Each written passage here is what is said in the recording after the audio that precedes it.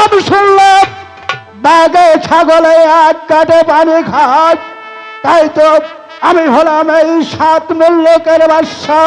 তাই তো উজির সাহেব গিয়েছে খাজনা আদায়ের জন্য, কিন্তু এখন পর্যন্ত উজির সাহেব যে ফিরে আসছে না, আমি যে তার কিছুই বুঝতে পারছি না। বান্দার সালাম দরবারে পৌঁছে, বান্দার সালাম। উজির সাহেব, আমাদের 7 মুল্লুকের রাজা বাদশাদের খবর কি আপনি খুলে বলুন। জাহাপনাব, এবছর চাষিরা ফসল তুলেছে ঘরে, তাই তো তারা সুখে কালে যাপন করছে, আর শুধু আপনার নামের গুণ কীর্তন করছে জনাব। আপনার কথা শুনে আমি খুশি হয়েছে। আমাদের 7 মুল্লুকের বাদশারা কি সমস্ত খাজনা পরিশোধ করেছে উজির সাহেব?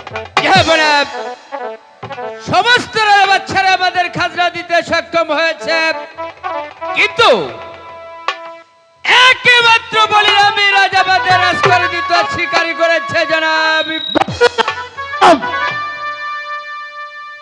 একে একে 7 বৎসরের খাজনা বাকি পড়েছে, এবারও খাজনা সে পরিশোধ করে নেই। তাকে তুমি বন্দি করে আমার রাজদরবারে নিয়ে আসলে না কেন?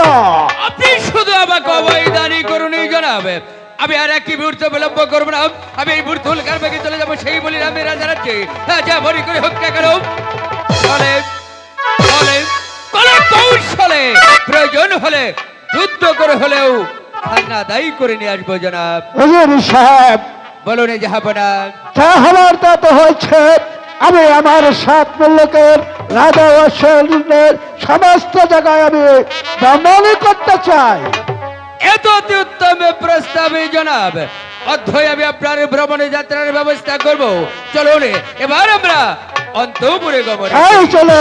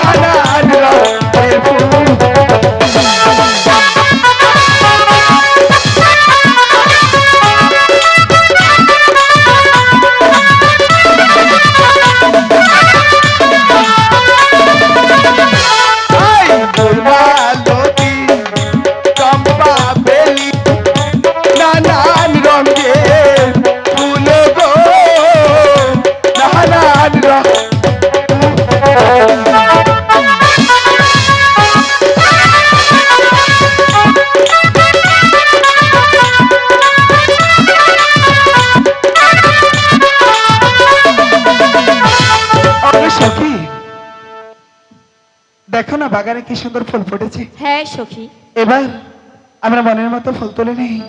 ঠিক আছে।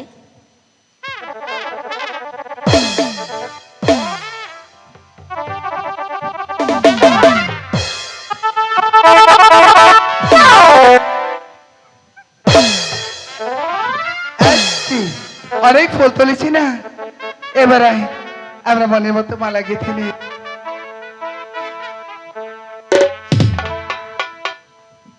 তুলি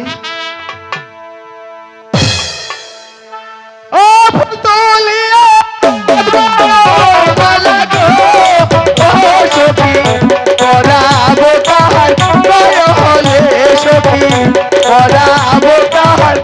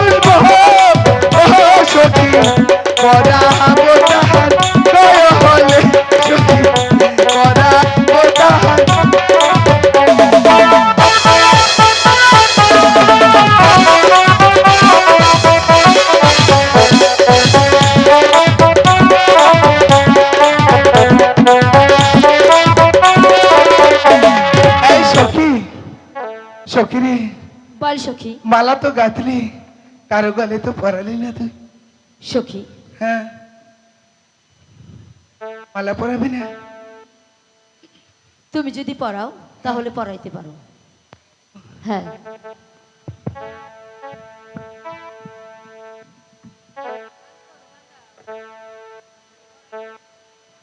এই সখী, সখীরে বলো সখী।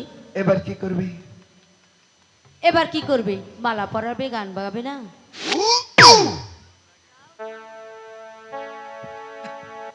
এই সখী, মালা পরে এসি তাই না? এই শীতের দিন তাই না দোস্ত? শীতের দিনে গাইমে গেছি না? গাইমে গেছি না? এই সখী, তোরা আমাকে একটু বাতাস কর। ঠিক আছে সখী। ও তোরা বাতাস কর, বাতাস কর, বাতাস কর সখী, মাথায় পানি ঢাল তোরা।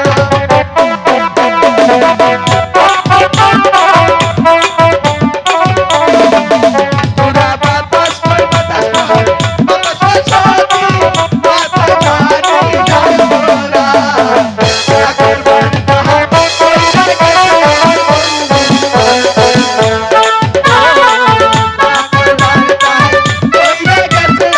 বন্ধু।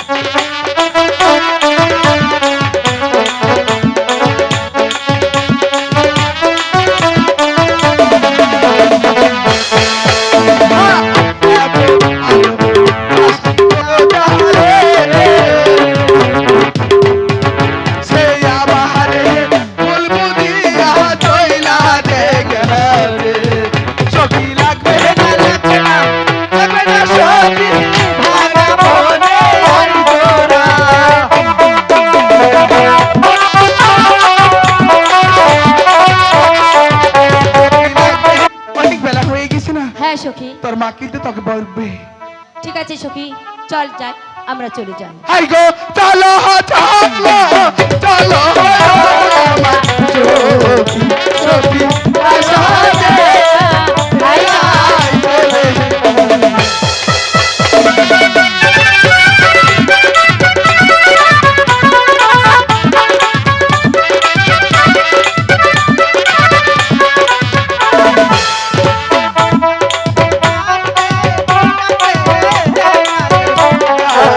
ও সখী কোথায় ভাইটিয়া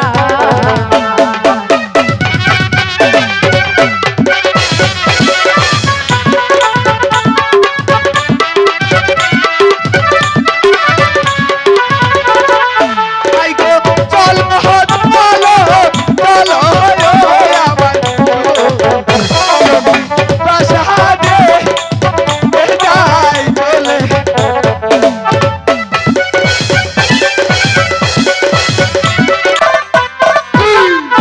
বিয়া দিলেও দিতে পারি ন্যাংরা শরীর ভালো কাম চালাতে পারি আমি ইসলাম আমার নাম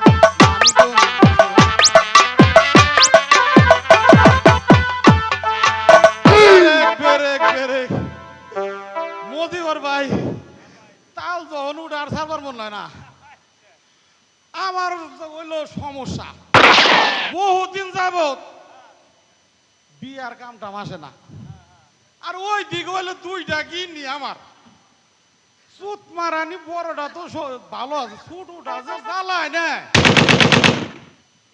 নারা বিছে এইটু এই শহীদ তলে হইছি যাই রে শালি কি করছে যাই না উপরে মুইতা দিছে আমি কই করে এই ওখানে বৃষ্টি আইলো ওখান থেকে হুঙ্গা দেই হাই রে খাইছটা ঘুম তো বাবা এখন এটার জ্বালাই থাকুন না সুত মারে দুইটা কি করি এদিকে একটু কাম টামের তো দরকার আছে নাকি ভাই কর আইল ভোকেম বা এখন কর সেরি হইলে খালি বাইরে দেবি আমাকে গটকের কপালে হইলো খালি খামছে বর্তাছে খালি রা করবো ওই পেম্পেরিতে কইরা ওই কোট প্যারেস করবো নাইলে বাইরে দেবো এই আমাকে এদিকে এবার বাতের অভাবে বোট হলে এই ঠিক মতো থাকতে পারতাছি না হ্যাঁ ও কাম টামাইলে তো ওটা করবো ঘটকের সাহেবকে বাড়ি যাচ্ছেন ঘটকের সাহেব আরে এই গরিবের বাড়ি নাতির ভাড়া তা গড়ক মশাই কি মনে করে এই অদমরে স্মরণ করছেন শুনুন ঘটকের সাহেব বইলা ভালিয়ে দেন ভালিয়ে দেন ভালিয়ে দেন আমার বাচ্চা গিয়েছিল দেশি ভ্রমণী করতে হঠাৎ ফুলে বাগিচা একটি মেয়েকে দেখে সেই মেয়ের রূপে সে পাগলে হয়েছে ওই মেয়েটি হচ্ছে বলি রাবি রাজের একমাত্র কন্যা নামে তার অজুপার সুন্দরী অপূর্ব সুন্দরী হ্যাঁ ঘটকের সাহেব তা আমাকে কি করতে হবে ঘটক আপনি আর একই মুহূর্ত বিলম্ব না করে এই মুহূর্তে চলে যাবেন ওই বলি রাবি রাজার দরবারে আমার বাচ্চার বিয়ের পয়গাম নিয়ে তা তো যাবই বহুদিন পরে একটা চান্স পাইছি দেখি কিছু টাকা পয়সা বাই করুন যায় নাকি তা কিছু রাস্তা আমি বুঝতে পেরেছি অনেক দূরের রাস্তা তাই তো আপনাকে যাতায়াতের জন্য কিছু খরচ দিতে হবে এই তো আমি আপনাকে যাতায়াতের জন্য কিছু খরচ দিয়ে যাচ্ছি দেন দেন ফ্যাক্সুলেট করে দেন এ আপনি কি করছেন ঘটকের সাহেব ট্যাক্সি লোড করে কিভাবে দেয় ফ্যাক্সুলেট এনে দিবেন আচ্ছা আচ্ছা আচ্ছা বুঝতে পেরেছি আবার নিজ হস্তে আপনার পকেটে ঢুকিয়ে দিতে হবে এই তো এই নিন দেন দেন দেন পাতলা পাতলা লাগে কেমন শুনুন ঘটকের সাহেব ঘটকের সাহেব কাপড় তুলুন কাপড় তুলুন কেন আপনার কাপড় তো ঠিকই আছে আরে আবার কাপড় নয় নিচে তাকান আপনার কাপড় তুলুন করবে আপনি নিজের কথা কন নিচে কি হইছে আরে মিয়া নিচে তাকান ও আল্লাহ রে ইজ্জত গেছে গা এলাকার মানুষ মনে দিয়ে গেলাইছে তাই তুই কই আমার কুয়ায় ঠান্ডা না কে শুনুন, হ্যাঁ? যাবার পূর্বে আপনাকে আরেকটি কথা বলে যাচ্ছি। বলেন বলেন বলেন বলেন যে কোনো ভাবেই হোক না কেন, ছলে বলে কলা কৌশলে ওই বলিরা বিরাজের একমাত্র কন্যা অজুপা সুন্দরীকে আবার বাদশারে করে দিতে হবে। কথাটা যেন আপনার স্মরণ থাকে।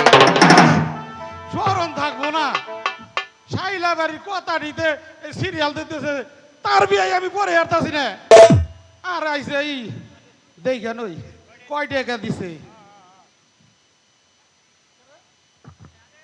তেও তো দে নাই হারাম চাচা টেয়া না দিয়ে আমার সাথে জালিয়াতি না তোর তো বিয়া পড়ামু তোর 14 গোষ্ঠী ক্যাম্পে বিয়ে করে হেডাও আমি দেখে দেবো কি কি রাখ রাখ কোন ফ্যান ফ্যান আই রে এটা অর্ডার করে তুই যেতে আনছিলাম আচ্ছা জায়গা বহুত হইছে বিয়ার একটু কাম কাজ পাইলে সে পেটে ভাত যাইব রে নাকি যাই আমরা হুজুর সাহেব, বলুন জাহাপনা। আমি 7 লোকের রাজা বাদশাহ ভ্রমণ করতে ওই ফুল বাগানে ঢুকেছিলাম। ওই মালা হাতে মেয়েটিকে আপনি বলতে পারেন? জাহাপনা, ওই মেয়েটি হচ্ছে আপনার পরগনার আপনার অধীনস্থ রাজা বলিরামের রাজের একমাত্র কন্যা, নামে তার অজুপা সুন্দরী জনাব। যুবা সুন্দরী, আমি তো তার রূপে পাগল হয়ে গেছি হুজুর সাহেব। আমি বুঝতে পেরেছি জনাব, যখনই আপনি ওই অজুপার রূপে দেখেছেন, অজুপার রূপে আপনি পাগল হয়ে গেছেন, তাই তো আপনার মনে যাচ্ছে ওই অজুপাকে আপনার বাম পাশে বসাতে। এনে আপনি এত বিচলিত হবেন না। আমি এই মুহূর্তে চলে যাবো ঘটকের সাহেবের বাড়িতে, আর এই ঘটকের সাহেবকে দে আপনারই বেড়ে পয়গাম পাঠাবো আমি ওই বলিরাম রাজার দরবারে। ঠিক আছে হুজুর সাহেব, আপনার সমস্ত কাজের চলুন চলুনই যাবে না। আপনি কি বুঝাতে চেয়েছেন আমি সব বুঝে গেছি। তাই তো যেমন করে হোক না কেন ওই ওই বলিরামের রাজের একমাত্র কন্যা যুবা সুন্দরীকে আমি আমি আপনার হাতে তুলে দেবই। আমরা রাজ্যের গরিব দুঃখী প্রজারা অতি সুখে শান্তিতে বসবাস করতেছে, কিন্তু কিন্তু এবছর বন্যার কারণে ওই গরিব দুঃখী চাষারে ফসল নষ্ট হয়ে যায়, তাই তাই তাদের মাঝে দুঃখের ছায়া নেমে এসেছে মহারাজ। কি বলেছো সেনাপতি সাহেব? আমার রাজ্যের গরিব দুঃখী প্রজারা অতি কষ্ট দিন যাপন করতেছে, আর আমি আমি আমি আমি তার জন্য কিছুই করতে পারছি না। আমি আমি কি করব? হ্যাঁ ঠাকুর, একমাত্র তুমিই তো আমার ভরসা। তুমিই তো জানো আমার রাজ্যের দুঃখ কষ্টের নির্ভর তুমি তুমি নিবারণই করতে পারো ঠাকুর। এদিকে এদিকে তো আমার একমাত্র মেয়ে মা অজুপা সুন্দরী দেখতে দেখতে বিয়ের উপযুক্ত হয়েছে। হ্যাঁ মহারাজ, তাই যদি তাকে ভালো একটি পাত্রের হাতে তুলে দিতে পারি, তাহলে আমার সারা জীবনটা যে ধন্য হয়ে যেত। হ্যাঁ মহারাজ, আমার তাই ভাবছি মা অজুবাকে যদি ভালো একটি পাত্রের হাতে তুলে দিতে পারি, তাহলে আমরা সকলেই সুখে শান্তিতে বসবাস করতে পারবো। সেনাপতি সাহেব, আমি ভাবছি কোথায় পাবো ভালো একটি পাত্র। আমি তো কিছুই বুঝতে পারছি না। আমি জানি না ওই ঠাকুর আমার একমাত্র মেয়ের কপালে কি লিখেছে, ওই ঠাকুরই জানে। হে ঠাকুর, তুমি তুমি আমার একমাত্র মেয়েকে দেখে রেখো ঠাকুর, তুমি আমার একমাত্র মেয়েকে দেখে রেখো। হায় আল্লাহ রে, এই বাড়ি বাড়ি বিল্ডিং তার উপরে সোনের ছাদ। এটা কি বলি রাজার সাহেবের বাড়ি? বলি রাজা সাহেবের বাড়ি এটা? কে? এ আমাকে চিনতে পারলেন না? আমি তো আপনাকে চিনতে পারছি না। হায় রে, আমারে হিয়াল কুইতে বেঁকেছি, নামে চিনেন না? আমি তো চিনতে পারছি না। আমি হচ্ছে ওই নিরালির ওই নিরালি গ্রামে শ্যামলা ঘটক। শ্যামলা ঘটক? এই লোক মুখে শুনতে পেলাম এই আপনার নাকি বিয়ের উপযুক্ত একটি মেয়ে আছে। ঠিকই বলেছ ঘটক সাহেব, আমার ঘরে একমাত্র মেয়ে অজুপা সুন্দরী বিয়ের উপযুক্ত হয়েছে। তাহলে সেই পাত্রর কোথায় বাড়ি কোথায় ঘর আর কি নামটাই বাতার? বাড়িটা হইছে কইবারও সাহস পাইতেছি না। ওই শাহ বাদশা সিকান্দার শাহ।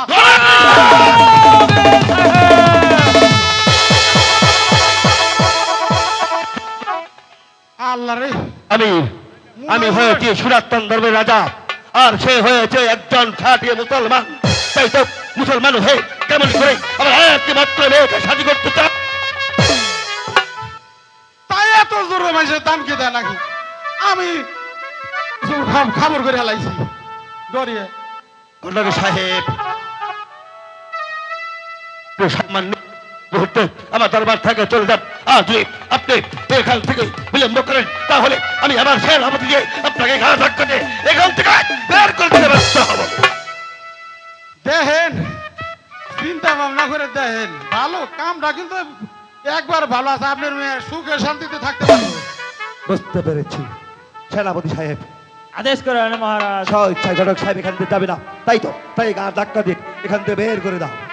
আপনার আদেশ আমি অক্ষরে অক্ষরে পালন করব মহারাজ। গড়গের সাহেব আপনি কি সসম্মানে প্রাসাদ ত্যাগ করবেন, তা না হলে আপনাকে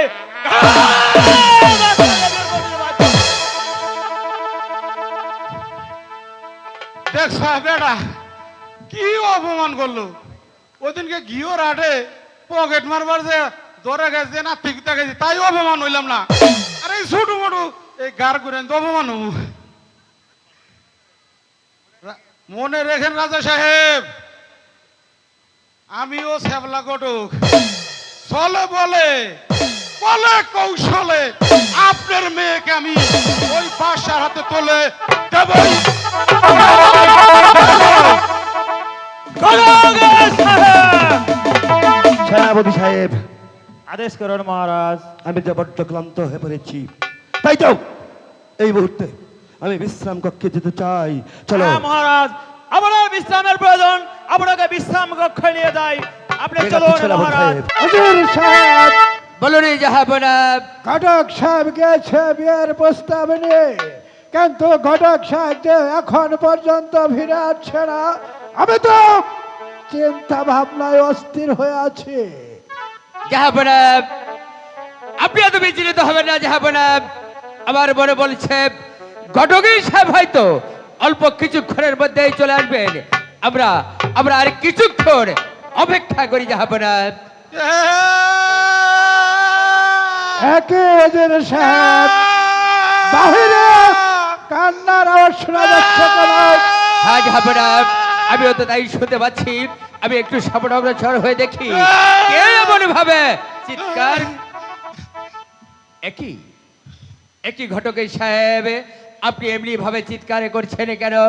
সেনাপতি বৈশা, আপনি আমাকে ওই বিয়ের প্রস্তাবের জন্য ওই বলি রাজার বাড়িতে পাঠাইছিলেন। তারপর সে আমাকে অপমান করে নাই, চারটা নাতি দিছে আর দুইটা গার করে নিয়ে দিছে। এইটার আমি এই পুক্ষ বিচার চাই। অপমানে অপমানে অপমানে না না না, অপমানে শুধু আপনাকে করেনি, অপমানে করেছে আমার বাচ্চাকে, অপমানে করেছে আমাকে। তাই তবে আর এক মুহূর্ত বিলম্ব করবো না। আমি এই ভুরতুল কার বেগে চলে যাবো, সেই বলি রামেরা জানাচ্ছি তেমনই করে হোক না কেন এই অপমানের আমি চরম প্রতিশোধ নেব। হাইনকা বালিবাবের এত পাওয়ার হয়েছে হুজুর সাহেব, ওরাও রে সাত উল্কার বাগে ছুটে যাও সেই বলে রাজ দরবারে, আর আমি যাব আপনাদের সঙ্গে। ঠিক আছে জাহাপনা, আমি তাই করব। এই মুহূর্তে আমি সেরা সৈন্য নিয়ে বেরিয়ে পড়বো। যেমনই করে হোক না কেন ওই বলিরাম রাজাকে বুঝিয়ে দেব আমাদের সাথে বেদবির শাস্তি কত ভয়ঙ্কর হতে পারে। ঘটকের সাহেব, বইলে ফালিয়ে দেন, ফালিয়ে দেন। আপনিও চলে আসুন আমার সাথে। আপনার নিজ হস্তে আপনার অপমানের চরম প্রতিশোধ নেবেন।